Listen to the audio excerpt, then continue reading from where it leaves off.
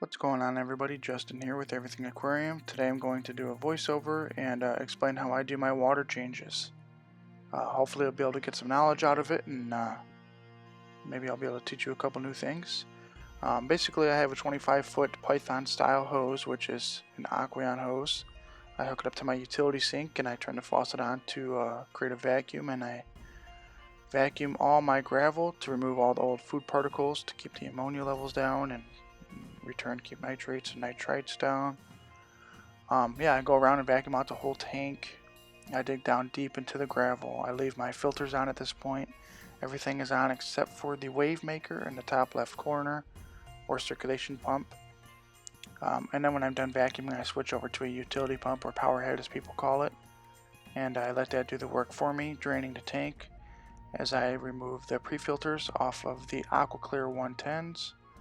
I go rinse that under the tank water that's coming out of the other end, get all the particles and poo and goo out of there, and then I go back to the tank and I'll turn the filters off, and I adjust the heaters down below the water level to a safe range. That way they're not sticking out of the water at all. At that point I reinstall my pre-filters onto the AquaClears. Then I move over to the utility sink, and at the utility sink is where I turn my water on, and I turn the cold water on all the way, and then I adjust the hot water to reach about 76 degrees is where I like it to be. That's usually where my tank stays. A degree plus or minus is okay. I use a meat thermometer. It's very accurate. It's easy to read. It's digital. It's an instant read, so there's no issues with having to wait for it to go up or down. And yeah, like I said, about 76 degrees is where I want it to be, and adjusting just that one hot lever handle can be a difficult time sometimes. As you can see, I move it around a lot, but most of the time I usually get it into the range within a couple minutes or so. And I have that cup down there so the water can all mix into that cup instead of just coming right out of the faucet where it's not mixed together, and it could give me an inaccurate reading. That's the reason I do that.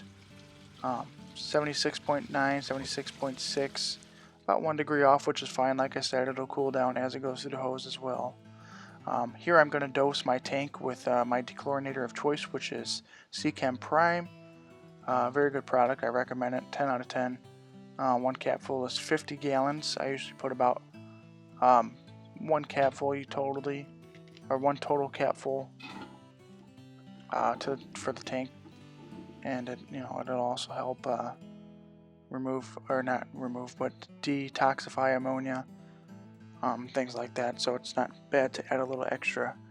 Here I flip the valves on both ends of the tube, and I'm letting the water come back into the tank now, and I double checked it with my thermometer just to make sure that the temperature was at a good range. I'm reinstalling right now the Zeocarb, which has nothing to do with the water change necessarily. It's just I've had it removed for about a week and a half or so to treat for ick in my tank. I had an ick issue, so I was using IckX, and you can't have a carbon in there with ick treatment. There I am, just putting some filter floss in there to remove some of those small particles. Reinstall the filters and all that. So that's about it, guys. Thanks for watching. I hope you could learn something today. Stay tuned for more. Like I said, smash that like button, maybe leave a comment below. I hope I was helpful to some of you, and maybe you learned a thing or two. Anyways, that's it for now, guys. Thanks for watching. See you later.